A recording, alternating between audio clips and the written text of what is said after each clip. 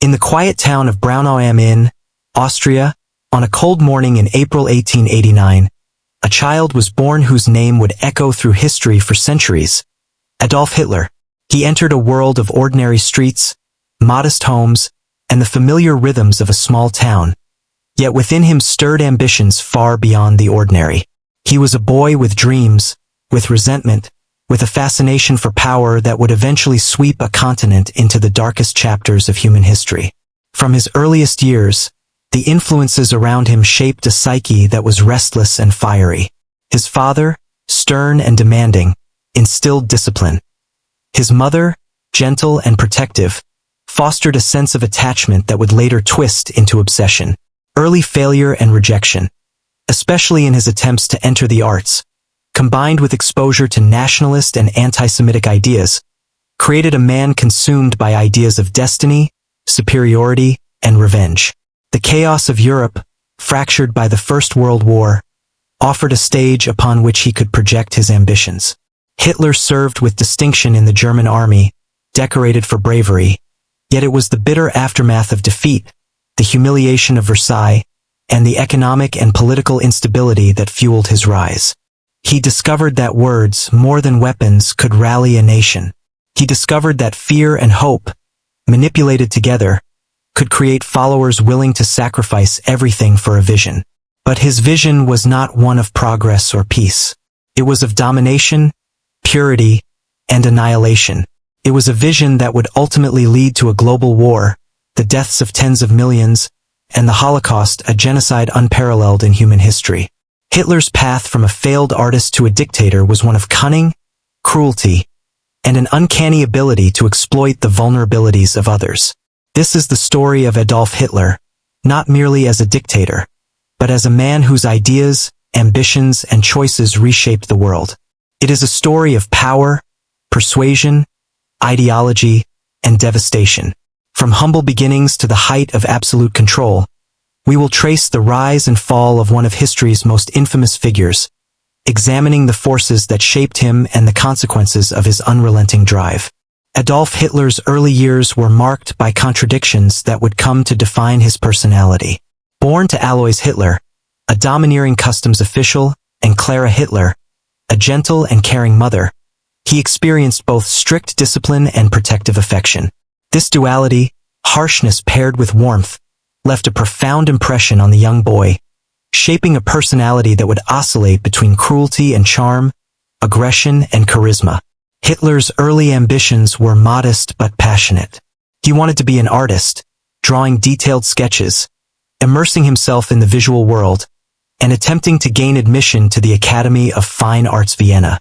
Yet he was repeatedly rejected, a humiliation that seeded resentment and a sense of inadequacy. The streets of Vienna, with their ethnic diversity and political ferment, exposed him to radical nationalist ideas, anti-Semitic rhetoric, and a worldview that blamed society's problems on external enemies, especially Jews and communists. These early influences were instrumental in shaping his ideology, planting the seeds of the dangerous worldview he would later impose on Germany. In 1913, Hitler moved to Munich, leaving Austria behind. The outbreak of the First World War provided him with purpose and a sense of belonging. He enlisted in the German army, finding both structure and identity amidst the chaos of the front lines. His service was distinguished. He received the Iron Cross for bravery. The war exposed him to both the camaraderie of soldiers and the horrors of industrialized warfare, experiences that reinforced a worldview of struggle, heroism, and national destiny. Yet Germany's defeat in 1918 devastated him. The Treaty of Versailles, which imposed harsh reparations, territorial losses, and military restrictions, became for Hitler a symbol of betrayal, humiliation, and injustice. He viewed the Weimar Republic as weak and decadent, incapable of restoring Germany's honor. Returning to a nation in crisis, economically crippled and politically fractured, Hitler discovered a new battlefield: politics. He realized that he could shape history not only with force but with words, persuasion, and ideological zeal. In 1919, Hitler joined the German Workers' Party, a small nationalist organization. His oratory, charisma, and fierce denunciations of communism and Jews quickly elevated him within the party. By 1921, he had assumed leadership, transforming the party into the National Socialist German Workers' Party, the Nazi Party. His propaganda was methodical, appealing to fear, economic desperation, and the longing for national pride. Hitler identified scapegoats, provided simple narratives for complex problems, and promised restoration and dominance to a people desperate for hope. The Beer Hall Putsch of 1923 was an early failure, a miscalculation that led to imprisonment. Yet, even in prison, Hitler's mind remained active and strategic. He wrote the first volume of Mein Kampf, outlining his political philosophy, anti-Semitic ideology, and vision of Germany's future. Released in 1924, he returned to politics with a clearer, more calculated approach. He sought power not through rebellion but through legal and societal manipulation, exploiting weaknesses in the political system and the despair of ordinary citizens. By November 1932, the Nazi Party became the largest in the Reichstag. Political maneuvering and social unrest created the conditions for his appointment as Chancellor on January 30, 1933. This marked the beginning of a transformation that would convert a struggling democracy into a totalitarian regime. Before we continue, take a moment to subscribe, like, and turn on notifications. Understanding history is vital, and your engagement ensures that stories like this, crucial for remembering and learning, reach those who must hear them. Hitler's rise to chancellorship did not mark the end of struggle. It was merely the beginning of a meticulously planned consolidation of power. Within weeks, the Reichstag passed the Enabling Act, granting Hitler the authority to enact laws without parliamentary consent. The fragile democratic structures of the Weimar Republic were dismantled systematically, replaced by the machinery of totalitarian rule. Opposition parties were banned, dissent was criminalized, and the SS and Gestapo emerged as instruments of fear and control. Hitler's approach to governance combined ideology, propaganda, and ruthless pragmatism. He exploited nationalist sentiment, economic recovery, and territorial ambitions to secure popular support. The Nazi propaganda machine, orchestrated by Joseph Goebbels, permeated every aspect of German life. Newspapers, films, speeches, and rallies conveyed a narrative of Germany's revival under Hitler, portraying him as a savior and visionary. Yet beneath this image lay the machinery of oppression. Hitler targeted Jews, communists, Romani people, and other marginalized groups, portraying them as threats to national purity. Anti-Semitic legislation, social ostracization, and eventual deportation campaigns laid the foundation for the Holocaust. Hitler's ideology, rooted in pseudoscientific racial theories and a desire for Lebensraum, framed these atrocities as necessary for the survival and expansion of the German people. Internationally, Hitler pursued aggressive expansion. The remilitarization of the Rhineland, the annexation of Austria, and the Sudetenland campaign revealed a calculated blend of diplomacy, intimidation, and opportunism. These moves, initially met with appeasement, emboldened him and convinced many Germans of his strategic brilliance. The consolidation of power was also psychological. Hitler cultivated a cult of personality, presenting himself as infallible, destined, and uniquely capable of restoring Germany to greatness. His speeches combined emotional manipulation, nationalist fervor, and personal charisma, compelling millions to follow without question. By 1939, Germany was under his complete control, and Hitler had positioned himself as the unchallenged Führer. The stage was set for the invasion of Poland, a decision that would ignite the Second World War and set in motion a global conflict of unprecedented scale. Hitler's foreign policy was defined by expansionism, nationalism, and the pursuit of Lebensraum, the living space for the German people. Each territorial acquisition, whether through annexation or intimidation, served to strengthen his position domestically and internationally. The annexation of Austria, the Sudetenland, and the eventual occupation of Czechoslovakia demonstrated his willingness to exploit both diplomacy and military threat. Hitler's strategic calculations were precise.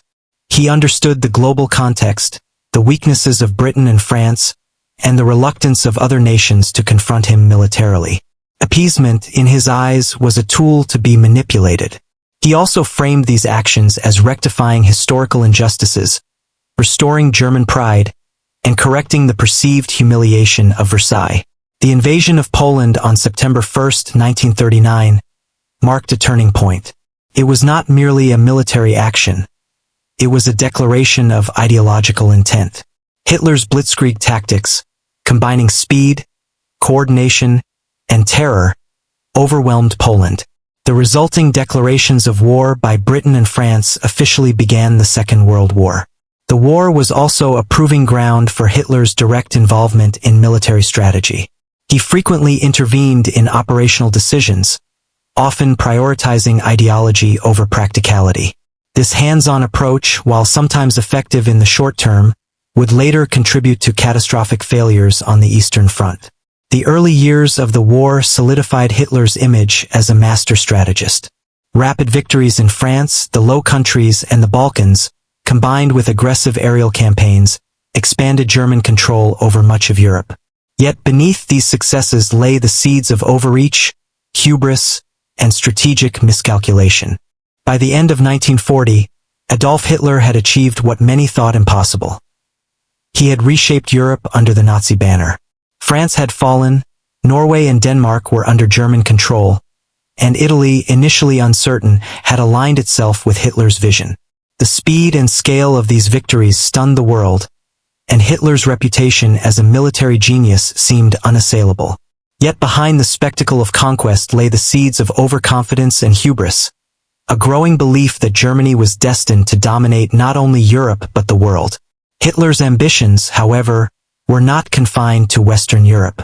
Central to his ideology was the concept of Lebensraum, the expansion of German territory into Eastern Europe to provide living space for the German people. The Soviet Union, with its vast lands and resources, became the ultimate target of this vision. For Hitler, the East was not merely strategic, it was ideological. He viewed the Slavic peoples as racially inferior, obstacles to German expansion that needed subjugation or annihilation. In June 1941, Operation Barbarossa, the invasion of the Soviet Union, was launched. It was the largest military operation in history, involving millions of soldiers, thousands of tanks, and an unprecedented logistical challenge. The early stages were marked by rapid advances, encirclements, and catastrophic losses for the Red Army. Hitler's forces captured vast territories, and the Nazi leadership envisioned a swift victory that would secure resources, crush communism, and cement Germany's dominance. Yet the campaign soon revealed the limits of Hitler's planning. The sheer size of the Soviet Union, the resilience of its people, and the harshness of the Russian winter began to stall German advances. Hitler, unwilling to delegate critical military decisions to his generals, interfered directly in operational planning. This micromanagement, combined with ideological obsession over exterminating Jews and other undesirables in occupied territories, diverted resources and attention from strategic necessities. The Eastern Front also marked the beginning of one of the darkest chapters of Hitler's regime: the systematic mass murder of Jews, Romani people, and political opponents. Einsatzgruppen units followed the army into occupied territories, carrying out mass shootings, deportations, and the establishment of ghettos. Hitler's ideological war merged with his military campaign, creating a dual front of conquest and genocide. Millions perished in the East, not only soldiers but civilians, victims of deliberate policies of starvation, terror, and extermination. Simultaneously, Hitler's declaration of war against the United States following the Japanese attack on Pearl Harbor in December 1941 expanded the conflict into a truly global struggle. While he had underestimated American industrial and military capacity, he was confident that Europe's front lines could be secured long enough for Germany to consolidate gains and negotiate favorable terms. Despite these overreaches, Hitler maintained a veneer of invincibility. The blitzkrieg that had so successfully dominated Western Europe was applied with varying success on the Eastern Front. Battles such as Kiev, Smolensk, and early stages of the siege of Leningrad demonstrated the terrifying efficiency of German military tactics. Yet as winter approached and supply lines stretched thin, the initial momentum faltered. The Soviets, drawing on immense reserves and the harshness of the environment, began to turn the tide. Hitler's decisions on the Eastern Front reveal a crucial aspect of his personality. Ideological obsession trumped pragmatism. He refused to allow tactical retreats, punished commanders who advised caution, and continued to pursue genocidal policies even when they undermined military effectiveness. His inflexible worldview, the belief in German racial superiority, and the vision of a conquered East blinded him to strategic realities. By 1942, cracks were appearing. Stalingrad became a turning point, a catastrophic defeat that symbolized the limits of Hitler's power. The overextension of German forces, the resilience of Soviet resistance, and Hitler's unwillingness to compromise led to immense losses. While his early victories had been almost total, the war in the East now became a grinding, costly, and ultimately unsustainable campaign. Yet even in the face of mounting military setbacks, Hitler remained resolute. His speeches, directives, and presence in the high command continued to project an image of control. Domestically, propaganda emphasized the inevitability of victory, the necessity of sacrifice, and the righteousness of the Nazi cause. Millions of Germans, conditioned by years of indoctrination, continued to support him, unaware or unwilling to confront the true scale of the catastrophe unfolding on the Eastern Front. The Eastern Front also accelerated the human cost of Hitler's policies. The Holocaust, which had begun with targeted killings and ghettos, now escalated with the construction of extermination camps such as Auschwitz, Treblinka, and Sobibor. Millions of Jews, along with Romani people, political dissidents, and others deemed subhuman, were systematically murdered. Hitler's dual role as military leader and ideological architect of genocide intertwined, turning the Eastern Front into both a theater of war and a landscape of unimaginable human suffering. By the mid-1940s, it was clear that Hitler's ambitions were outpacing reality. The vast territories captured in Eastern Europe could not be effectively controlled. Supply lines were overextended, and Soviet counteroffensives began pushing German forces back. Yet Hitler remained defiant, convinced that ultimate victory was still possible and that the sacrifices demanded by the German people were justified by destiny. This period demonstrates the duality of Hitler's leadership: extraordinary tactical innovation and charisma on one hand, catastrophic strategic rigidity and ideological obsession on the other. The Eastern Front would become both a symbol of Nazi ambition and the beginning of its inexorable collapse. A stark reminder of how one man's vision, unchecked by reason or morality, could engulf an entire continent in war and death. Adolf Hitler's rise to power was inextricably linked to a vision of racial purity and an obsession with the eradication of those he deemed enemies of the German nation. Central to this vision was the Jews, whom Hitler scapegoated for Germany's defeat in World War I, the perceived humiliation of the Treaty of Versailles, and the socio-economic crises that plagued the Weimar Republic. Yet what began as political rhetoric evolved into an industrialized system of mass murder unparalleled in human history: the Holocaust. From the moment Hitler assumed power in 1933, anti-Semitic legislation began reshaping German society. Jews were systematically stripped of civil rights, removed from professions, and segregated from public life.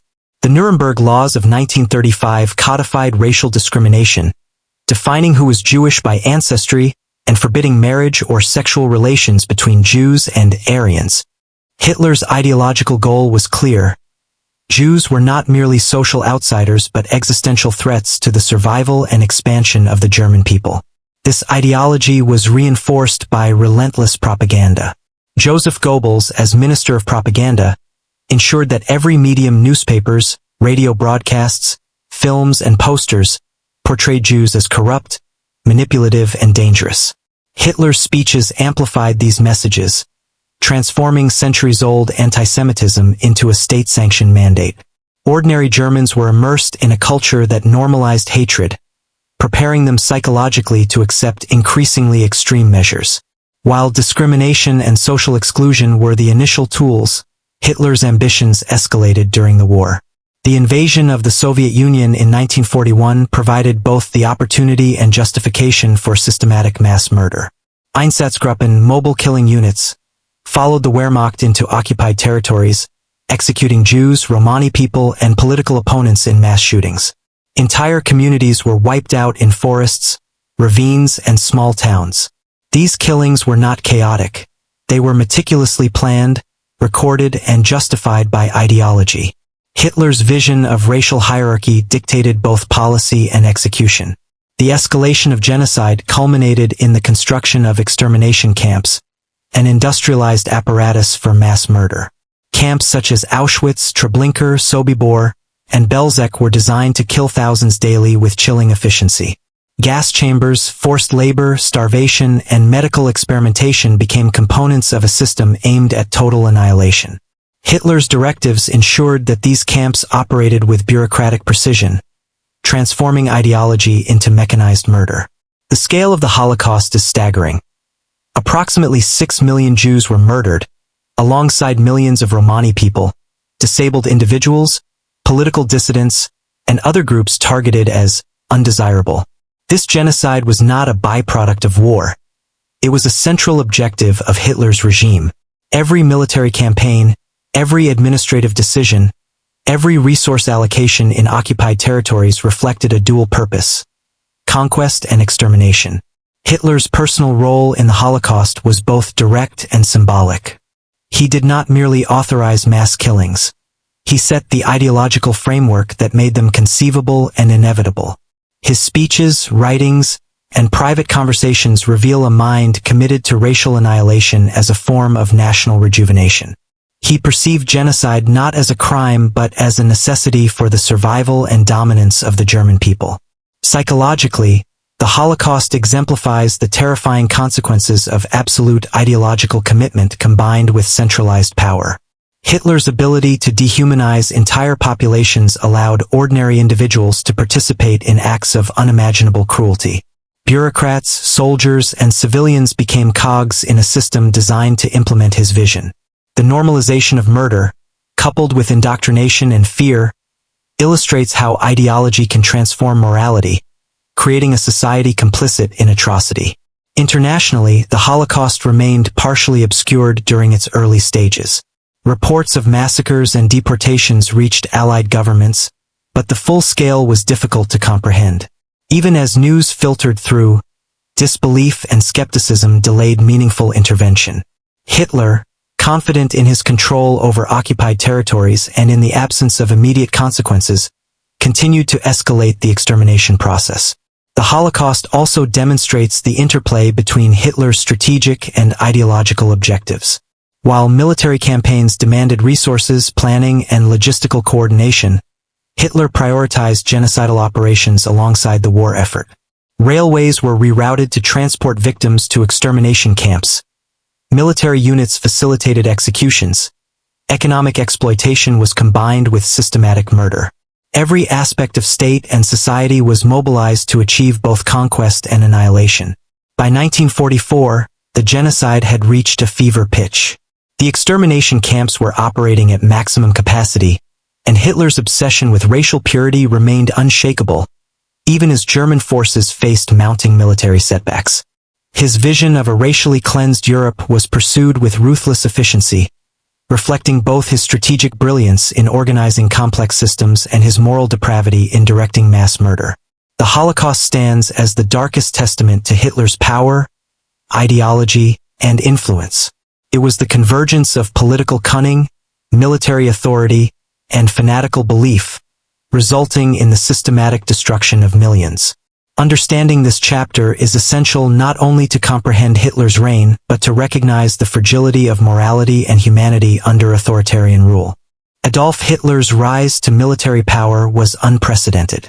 Though not a professional soldier in the strategic sense, he had earned respect for his service in World War I and leveraged his charisma and authority to assume direct control over Germany's military. Initially, his boldness and intuition contributed to early victories across Europe, but as the war progressed, his ideological rigidity and obsession with control became the seeds of catastrophic failure.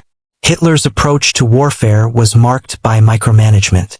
He refused to delegate critical decisions to his generals, even in situations where professional military advice could have prevented disaster. Commanders such as Heinz Guderian and Erich von Manstein often clashed with him, proposing tactical retreats, strategic redeployments, or alternative offensive plans that Hitler repeatedly rejected. He believed in his infallibility, convinced that his vision of rapid victory and decisive conquest would overcome any operational challenge. The invasion of the Soviet Union exemplified the dangers of Hitler's overreach. Operation Barbarossa began with unprecedented success, encircling and destroying massive Soviet formations, capturing territory at a breathtaking pace. Yet Hitler's obsession with ideology over strategy led him to divert resources toward extermination campaigns and political objectives, slowing military progress. Decisions such as the insistence on capturing symbolic cities like Stalingrad rather than focusing on operational logistics, combined with underestimation of Soviet resilience, proved disastrous. The Battle of Stalingrad, which lasted from August 1942 to February 1943, became a turning point not only on the Eastern Front but in the war as a whole. Hitler refused to authorize retreats, even as German forces were encircled and supplies dwindled. The result was the near-total destruction of the Sixth Army and tens of thousands of German soldiers killed or captured. Hitler's personal interventions, stemming from ideological imperatives and the desire for a dramatic, symbolic victory, had turned what might have been a manageable setback into a catastrophic defeat. Similarly, Hitler's campaigns in North Africa and the Mediterranean suffered from strategic misjudgments. He underestimated the logistical challenges of desert warfare and the capabilities of Allied commanders such as General Montgomery. His insistence on prioritizing ideological goals, such as securing Mediterranean territories and maintaining symbolic positions, often conflicted with practical military necessities. Hitler's obsession with global domination led him to declare war on the United States following the Japanese attack on Pearl Harbor. This decision, driven by a combination of alliance obligations, overconfidence, and ideological disdain for the United States, opened a second front that Germany was ill-equipped to manage. While the Wehrmacht continued to achieve tactical victories in Europe and North Africa, the entry of the United States into the war dramatically shifted the balance of industrial and military power against Germany.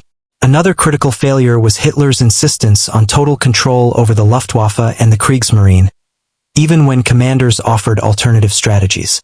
The Battle of Britain, fought in 1940, highlighted his miscalculations. Despite overwhelming ground forces, Hitler failed to recognize the strategic importance of air superiority and naval control. His decision to divert focus to bombing cities rather than targeting military infrastructure allowed Britain to regroup and resist, ensuring that Germany could not secure Western Europe completely. By 1943, Germany was fighting a multi-front war it could not sustain. The Soviet counteroffensive at Kursk, combined with Allied advances in North Africa and the Mediterranean, exposed the limits of Hitler's military judgment. His refusal to allow tactical flexibility, coupled with rigid adherence to ideological objectives, resulted in high casualties, loss of territory, and declining morale among both soldiers and civilians. Hitler's mistakes were not merely tactical, they were psychological and ideological. His belief in racial superiority and destiny led him to underestimate opponents, dismiss intelligence reports, and ignore logistical realities. Generals warned of the perils of overstretching supply lines or opening multiple fronts, but Hitler insisted on absolute control, often punishing those who disagreed with him. This centralized decision-making, coupled with his detachment from practical military realities, became a central factor in Germany's eventual defeat. Even in the final years of the war, Hitler refused to consider surrender or strategic compromise. Commands such as "no retreat" during the defense of Berlin exemplified both his stubbornness and his detachment from reality. German forces continued to fight in hopeless situations, resulting in unnecessary deaths of soldiers and civilians alike. His insistence on symbolic victories, rather than pragmatic survival, turned Germany's collapse into a slow, painful unraveling of both military and social structures. By the end of 1944, Hitler's military failures had irreversibly shifted the balance of the war. The Eastern Front was collapsing under Soviet pressure, the Western Allies had landed in Normandy, and Germany was being squeezed from all sides. The strategic overreach, ideological inflexibility, and personal interference that had defined Hitler's leadership had transformed what could have been a manageable conflict into an existential catastrophe for the Reich. Ultimately, Hitler's military decisions reveal a profound psychological profile, a combination of arrogance, obsession with ideology, distrust of experts, and a relentless belief in personal destiny. His initial brilliance in exploiting political and military opportunities gave way to catastrophic misjudgment, demonstrating how one man's flawed decision-making could dictate the fate of an entire nation and millions of lives.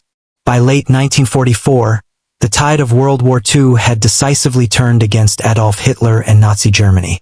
The strategic miscalculations, overreach, and ideological rigidity that had fueled early victories were now catalysts for catastrophic defeat.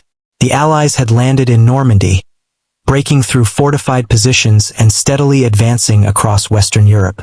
In the east, the Soviet Red Army was pushing relentlessly toward Germany's heartland, reclaiming vast territories and inflicting devastating losses on the Wehrmacht.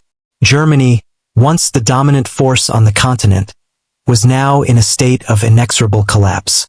Hitler, however, remained in Berlin, increasingly isolated, entrenched in his Führerbunker, and disconnected from the realities of the battlefield.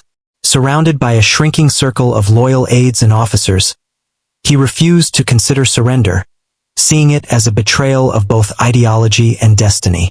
He continued issuing directives for military offensives that were no longer feasible, ordering units to hold positions to the last man, even when their destruction was inevitable.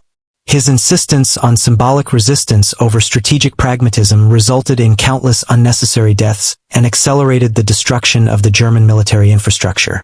The winter of 1944 to 1945 brought further calamities. The Allies' bombing campaigns had devastated German cities, leaving civilians exposed to cold, hunger, and chaos. Infrastructure, industry, and communications were severely disrupted. Food shortages and refugee crises compounded the suffering. Hitler's promises of ultimate victory were increasingly divorced from reality, yet propaganda continued to portray him as Germany's unyielding savior. Soldiers and civilians alike were caught between fear, indoctrination, and the stark truth of impending defeat. Internally, Hitler's psychological state deteriorated. Accounts from close associates reveal a man obsessed with betrayal, conspiracies, and the idea that Germany's enemies were everywhere. He blamed failures not on his own decisions but on perceived treachery among generals, politicians, and even ordinary citizens. Paranoia and irrationality intensified, shaping increasingly desperate military strategies. Operations such as the Ardennes Offensive, known as the Battle of the Bulge, reflected a combination of desperation and hubris.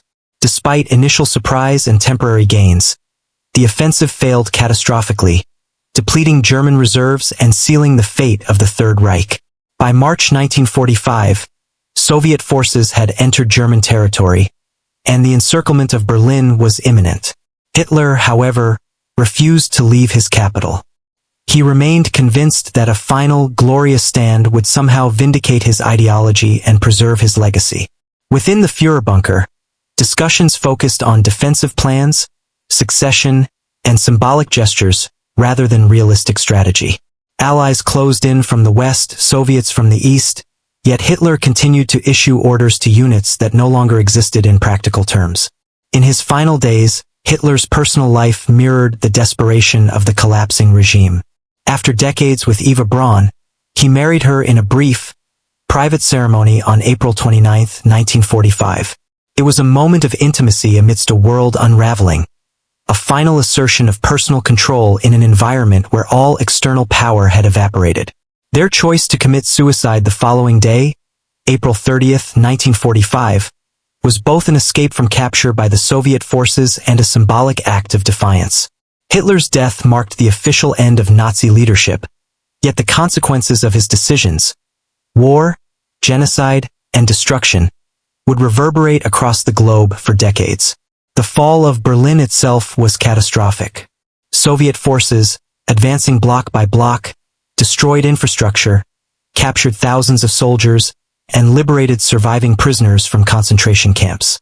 The city, once the epicenter of Nazi power, became a symbol of collapse, bombed, burning, and filled with desperate civilians clinging to survival.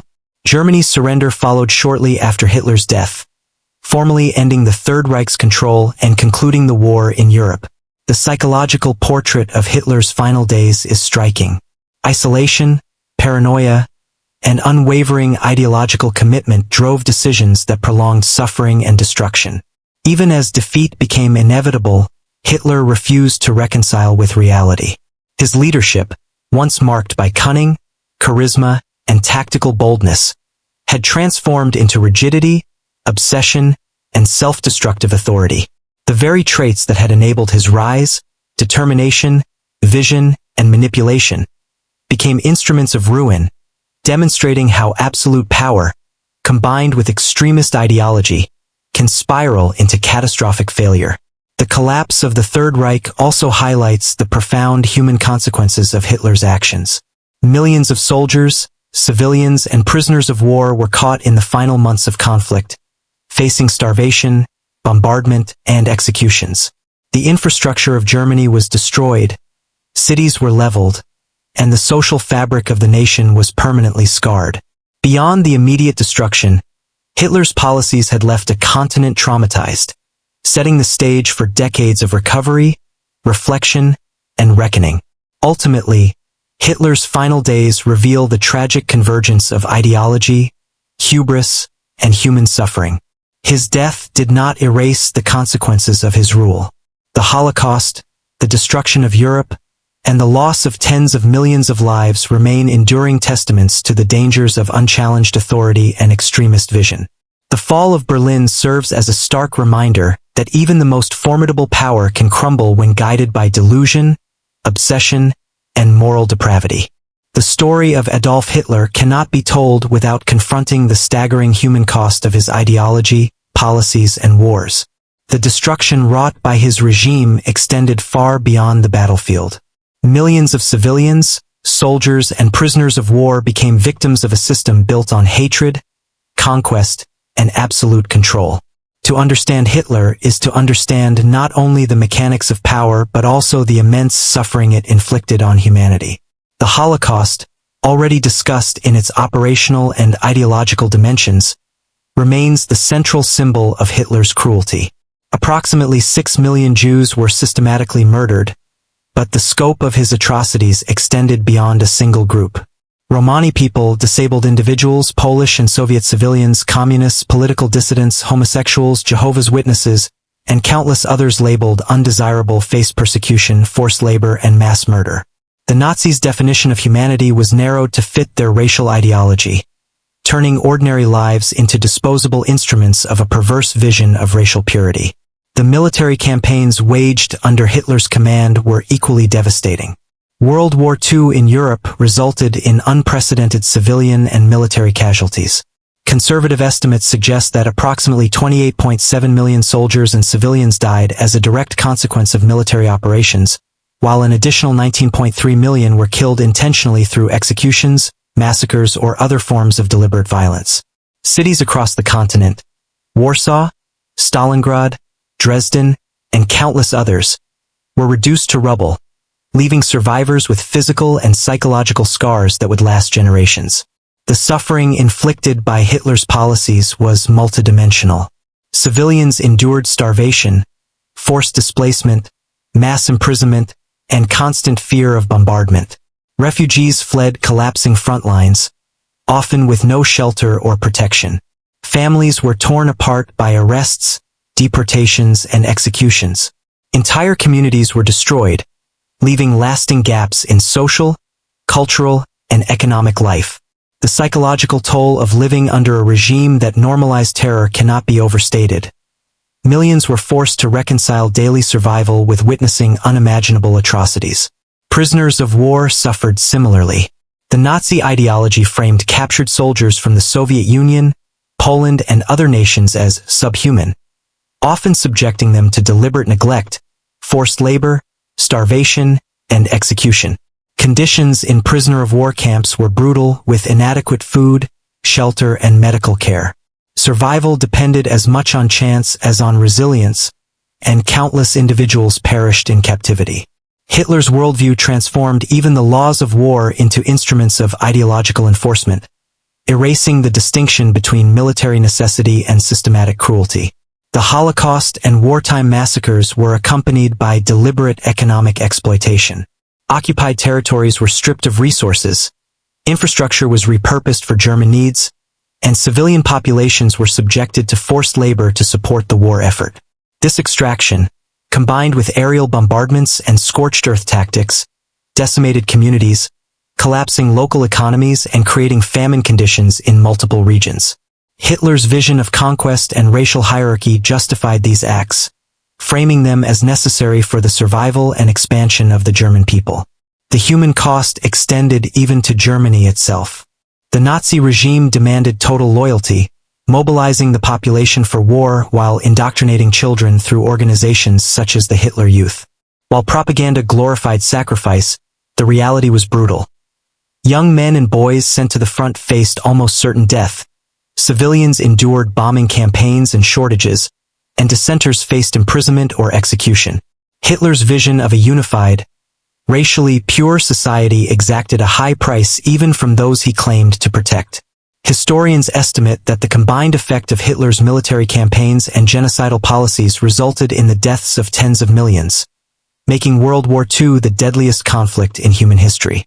Beyond numbers, the psychological, cultural, and generational trauma is incalculable. Survivors of the Holocaust, displaced persons, and civilian populations endured not only the immediate horrors of war, but also the long-term consequences of shattered communities, lost families, and persistent fear. Understanding the human cost is also a moral imperative. Hitler's ability to manipulate ideology, propaganda, and authority demonstrates how ordinary systems, government, military, bureaucracy, can be harnessed to perpetrate extraordinary cruelty. The lessons are sobering: the normalization of prejudice, the concentration of power, and the dehumanization of others create conditions in which mass atrocity becomes possible. The legacy of Hitler's human toll is still evident today. Memorials, museums, survivor testimonies, and historical scholarship strive to preserve the memory of those lost. Education about the Holocaust and World War II emphasizes not only historical facts but also ethical responsibility, reminding future generations of the consequences when ideology overrides humanity. In sum, Hitler's regime was responsible for unprecedented suffering. The deliberate targeting of civilians, the systemic implementation of genocide, and the relentless pursuit of ideological and military objectives created a landscape of death and trauma across Europe. Millions of lives were extinguished, countless others irreparably scarred, and entire cultures disrupted. The human cost of Hitler's ambitions serves as both a historical record and a warning.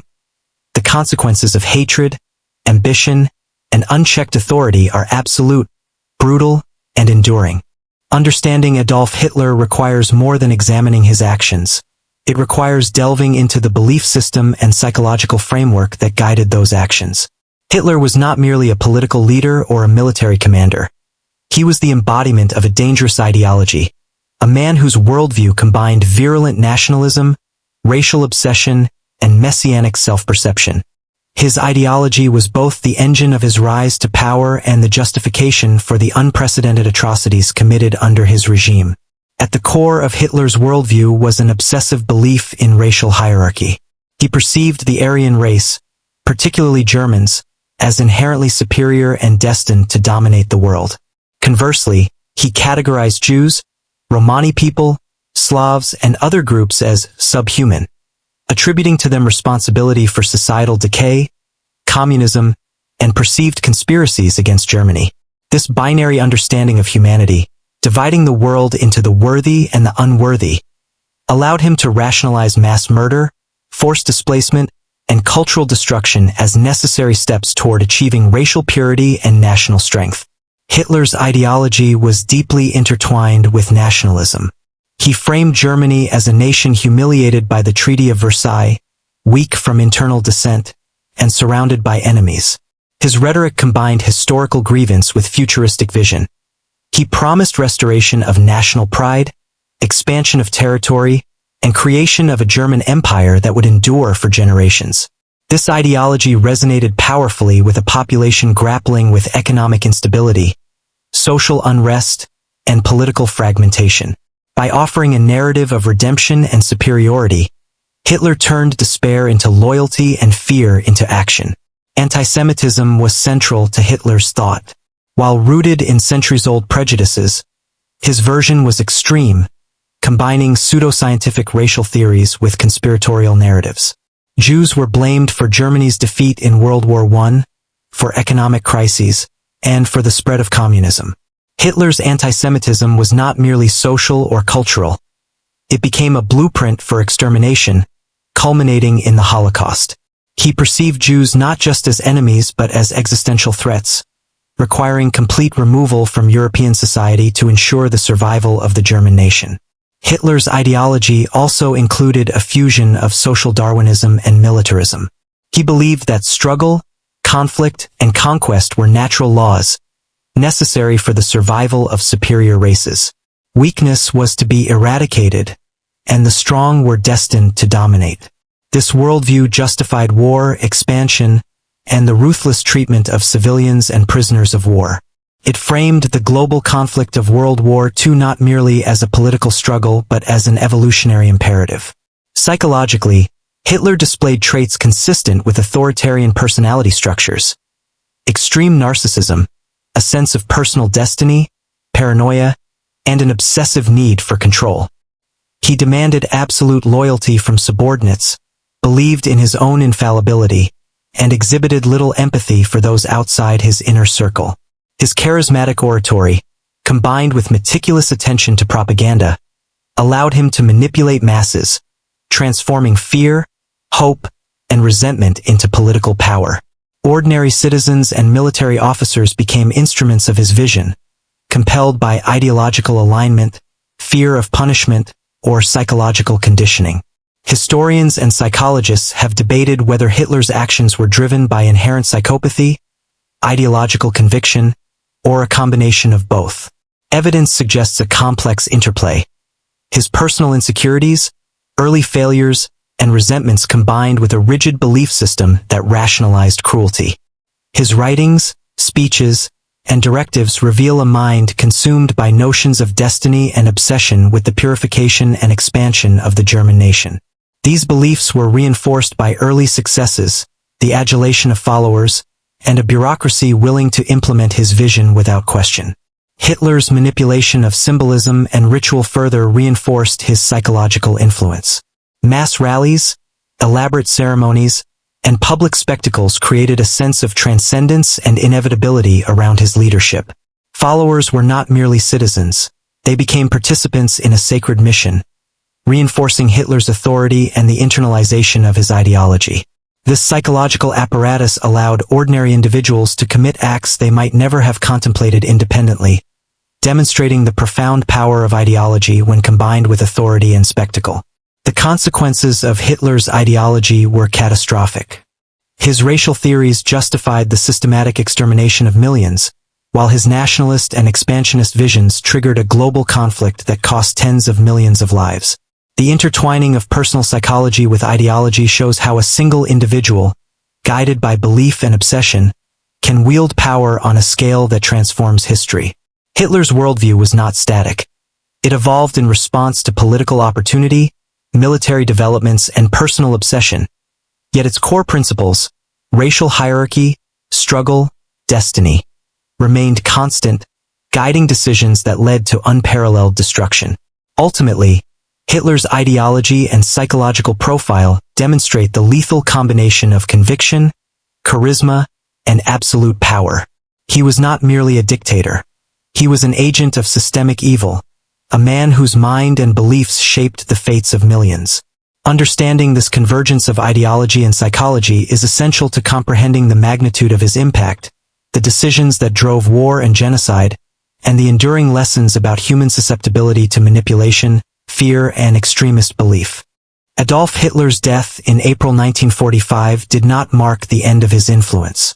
The consequences of his ideology, policies, and actions reverberate to this day. The collapse of the Third Reich, while bringing the immediate horrors of World War II to an end, left behind a continent scarred physically, emotionally, and morally. Cities lay in ruins, societies were fractured, and millions of lives were lost. Yet beyond the devastation, Hitler's legacy extends into the realms of historical memory, political discourse, and cultural reflection.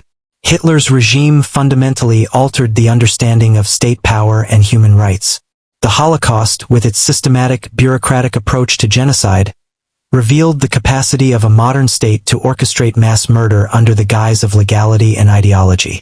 The sheer scale of destruction, both human and material, reshaped global perspectives on war, morality, and governance. It led to the establishment of international laws, such as the Nuremberg trials, aimed at holding leaders accountable for crimes against humanity. Hitler's actions created precedents for prosecuting genocide and war crimes, ensuring that his atrocities would remain a legal and moral benchmark for evaluating authoritarian regimes. Beyond legal frameworks, Hitler's legacy profoundly affected historical scholarship and the collective consciousness of nations. Historians, psychologists, and political scientists have extensively studied his rise to power, his manipulation of ideology, and his strategic decisions. Ian Kershaw described him as the embodiment of modern political evil, highlighting the convergence of personality, ideology, and opportunity that enabled his unprecedented impact. Understanding Hitler's life, from his early failures to his rise as a dictator, remains crucial for examining how extremism, propaganda, and authoritarianism can flourish. Culturally, Hitler has become a symbol of totalitarian cruelty, a figure whose name evokes fear, revulsion, and fascination. Literature, film, and academic studies have sought to capture the complexity of his persona. A man of charisma, ambition, and destructive obsession. Yet this fascination is not merely historical. It serves as a cautionary tale, a reminder of the consequences when ideology overrides humanity, when absolute power is concentrated in the hands of one individual, and when societal institutions fail to check tyranny. The global impact of Hitler's policies also reshaped geopolitics. The war he initiated directly contributed to the emergence of the United States and the Soviet Union as superpowers, the division of Europe during the Cold War, and the formation of institutions like the United Nations. The moral and political reckoning following his death influenced human rights movements, international law, and efforts to prevent genocide. Nations rebuilt, borders were redrawn, and societies confronted the need to memorialize victims while confronting the horrors that facilitated such atrocities. On a human level, Hitler's legacy is measured in loss. Tens of millions of soldiers and civilians died because of his decisions. Countless others endured trauma, displacement, and suffering. Entire communities were erased, cultures disrupted, and generations left to reckon with the consequences. Survivors' testimonies, memoirs, and oral histories preserve the lived experience of those who endured his regime, ensuring that the scale of suffering is neither forgotten nor abstracted into mere statistics. Understanding Hitler's legacy is also an ethical imperative. His life illustrates the dangers of unchecked ambition, extremist ideology, and the dehumanization of others. The conditions that facilitated his rise, the economic despair, political instability, societal resentment, and propaganda, serve as lessons for contemporary societies. Vigilance, education, and institutional safeguards are necessary to prevent repetition, demonstrating that the study of Hitler is not only historical, but profoundly moral and civic in nature. The historical reflection on Hitler also emphasizes the fragility of human societies. Institutions that are weak or manipulated, populations swayed by propaganda, and leaders unchecked by law or morality create an environment in which extremism can flourish. Hitler's life and actions provide a template of warning. Charisma and ideology can be as lethal as armies, and the allure of simplistic explanations can seduce entire nations into complicity. Ultimately, Hitler's impact is measured in both immediate destruction and enduring lessons. His ideology led to unparalleled human suffering, but the historical, moral, and legal frameworks developed in response represent humanity's effort to confront evil, ensure accountability, and educate future generations. The legacy of Hitler is a dual one, a record of human depravity and a reminder of the responsibility to prevent its recurrence. The story of Adolf Hitler is, in many ways, a story of human potential corrupted.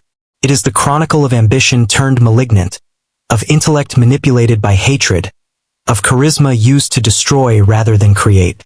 It reminds us that the capacity for evil is not abstract. It is manifested in decisions, policies, and actions that affect real people, communities, and nations. Millions perished, countless more suffered. Yet through their stories, we confront the consequences of ideology unrestrained by morality. Hitler's life compels us to reflect not only on history but on ourselves. How do fear, resentment, and the desire for power shape behavior? How do societies protect themselves from leaders who promise greatness at the cost of humanity? Understanding Hitler is not an exercise in morbid fascination.